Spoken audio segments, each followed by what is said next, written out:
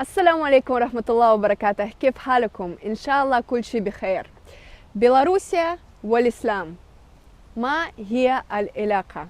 كيف يمكننا أن نربط بين دولة شبه شيوعية والديانة المسيحية؟ إن شاء الله اليوم راح نتعرف على هذا الموضوع. أهلا بكم في قناتي بطاطا بيلاروسية.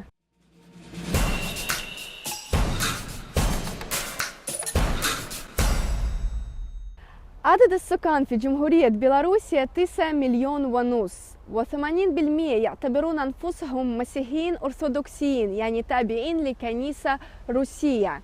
لكن على أرض الواقع فقط 7% من البيلاروسيين يلتزمون بالصلاة أو العادات أو الطقوس المسيحية.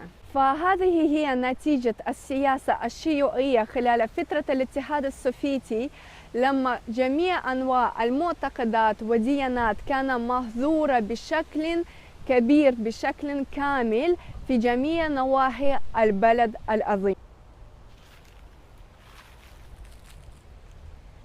بيلاروسيا تقع في المرتبة 11 في العالم من بين دول غير متدينة. وهل هذا يعني أن البيلاروسيين شعب سيء لأنهم ما يهدرون الكنائس؟ هل هذا يعني أن البيلاروسيين مشهورين بالعنصرية وهم غير متسامحين؟ بيلاروسيا دولة جديدة وديانتها الرسمية مسيحية، لكن في نفس الوقت توجد في بيلاروسيا طوائف وديانات معتقدات متعددة مختلفة أخرى. يصل عدد الديانات في بيلاروسيا إلى 25 وحدة. أشهر الديانات في بيلاروسيا المسيحية الأرثوذكسية، المسيحية الكاثوليكية، اليهودية والإسلام.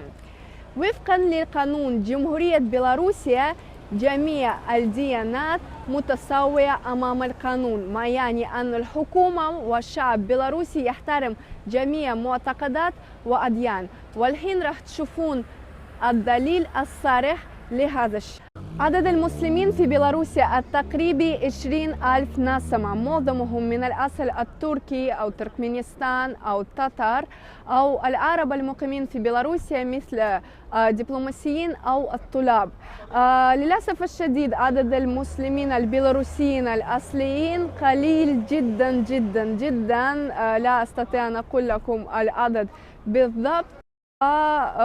معظم المسلمين في بيلاروسيا هم الأجانب. فأنا للأسف الشديد لا أستطيع أن أصور داخل المسجد، فلذلك سألت مشعل ولقبها مسنتر في أوروبا أن يساعدني في التصوير. إن شاء الله راح نصور اليوم المسجد وصلاة الجمعة من الداخل. اليوم راح نتعرف على المسلمين في بيلاروسيا. أشهد أن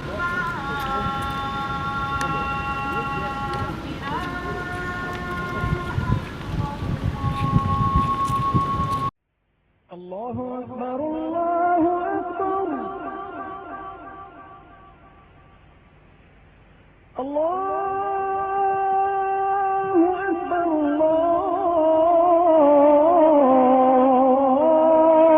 الله أكبر. أشهد أن لا إله إلا الله. أشهد أن لا إله إلا الله.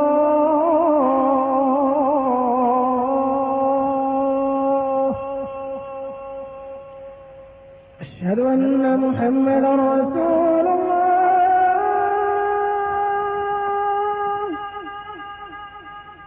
أشهد أن محمدا رسول الله.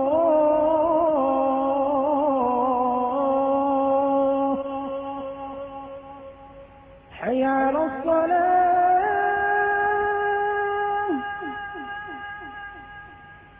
حي على الصلاة.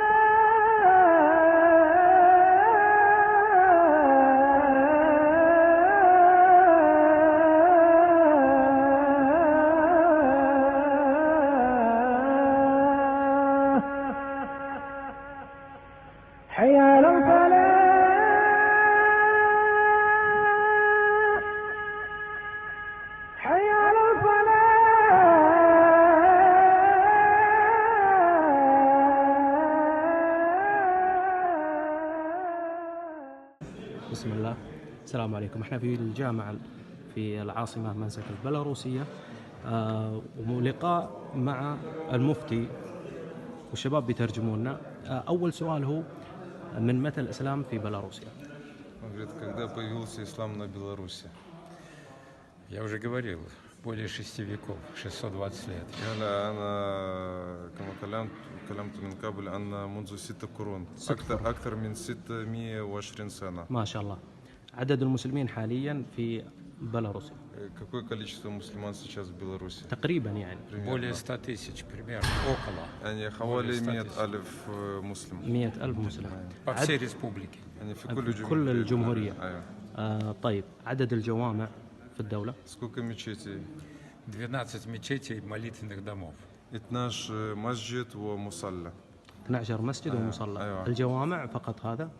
مечеть только это. Нет, 6 мечетей и 6 молитвенных 6 домов. جوامع و6 مساجد ومصليات. مصليات. شكرا لك. الله أكبر الله أكبر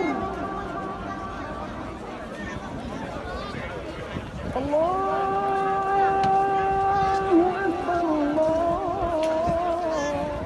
أنتم سألتوني كثير عن الأكل حلال في بيلاروسيا، فهل هو متوفر أو لا؟ فالجواب هو نعم متوفر، لكن محدود جدا، يعني مطاعم حلال قليلة. فأشهر المطاعم حلال شيخانة، عندهم 4 فروع في وسط المدينة في مناطق مختلفة. أيضا يوجد مطعم عراقي في مجمع فود ريبابليك، وأيضا يوجد مجمع مطاعم أستوريا ريفرسايد، هم أيضا يقدمون لكم أكل حلال. أيضا يمكنكم شراء لحوم، جميع أنواع اللحوم حلال في سوق كاماروفسكي. ففي نهاية هذا الفيديو أنا أريد أن أعطي لكم نبذة عن الشعب البيلاروسي.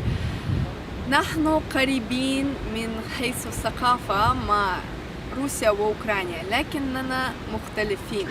أنتم سمعتوا عن العنصرية وعدم وجود تسامح في دول المذكورة، أن أوكرانيين الروس هم يعني مليانين بالعنصرية، نحن لا. إذا تعرفون تاريخ بيلاروسيا شوية فتعرفون بالتأكيد أن نحن منذ بداية التاريخ كنا مظلومين، فهذا أثر كثيرا على تعاملنا مع الأجانب والأديان الأخرى. فنحن كشعب بيلاروسي نحترم جميع أديان ومعتقدات. صراحة أقول لكم نحن لا نهتم إذا كنت مسيحي أو يهودي أو مسلم، هذا الشيء مش مهم. نحن نحترمك أو نكرهك بسبب أفعالك وتصرفاتك وأسلوبك في الحياة، فهذا أهم شيء. شكرا جزيلا لمشاهدة قناتي وفيديوهاتي. إذا أحببتوا الفيديو لا تنسون اللايك والسبسكرايب وشاركوا الفيديو مع أصدقائكم. أنا إن شاء الله أشوفكم قريبا، ومع السلامة. نهائيا في جميع النقاط في جميع نواحي البلد العظيم. تمام، можно, да? Uля, say hi to this woman. Hello, what's up?